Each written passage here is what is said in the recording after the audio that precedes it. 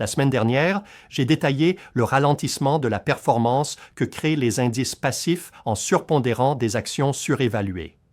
Le passif ne se soucie pas des fondamentaux, uniquement de la capitalisation boursière.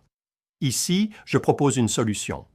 Deux avantages de l'investissement passif sont les faibles frais et la diversification. Mais il y a des coûts. L'investissement passif non seulement surpondère les actions surévaluées, mais sous-pondère aussi les actions sous-évaluées. J'ai fourni quelques exemples dans mon message précédent.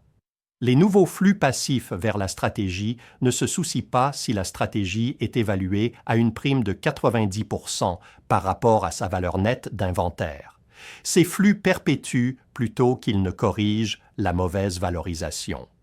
Une solution évidente est l'investissement actif. Mais cela présente deux inconvénients.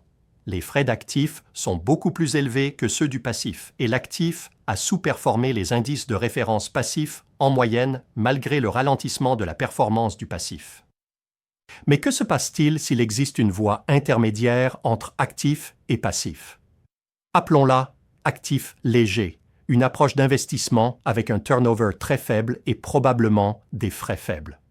C'est le sujet de mon dernier article intitulé « Croissance fondamentale » avec mes collègues de Research Affiliates. Voici l'idée. Supposons que le Russell 1000 soit notre portefeuille de marché passif.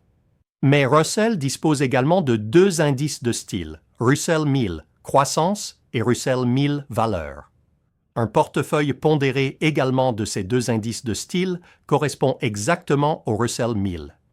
Ainsi, les actions non incluses dans le portefeuille de valeur sont détenues par le portefeuille de croissance et vice-versa. Cela soulève une question fondamentale: qui voudrait détenir des actions coûteuses et à faible croissance? Ces actions ne devraient pas figurer dans les portefeuilles de valeur ou de croissance, mais elles sont présentes dans des indices largement suivis. L'investissement dans la valeur devrait se concentrer sur des actions bon marché, par exemple des actions à faible ratio prix-bénéfice, et l'investissement dans la croissance devrait se concentrer sur des actions à forte croissance, par exemple une forte croissance des ventes. La croissance ne doit pas être anti-valeur. Cela signifie que les actions coûteuses et à faible croissance devraient être exclues des portefeuilles. Au cours des 55 dernières années, ces actions coûteuses et à faible croissance ont largement sous-performé toutes les autres actions.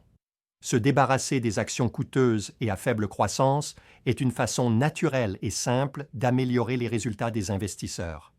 Pour en savoir plus, lisez notre article dont le lien se trouve ci-dessous.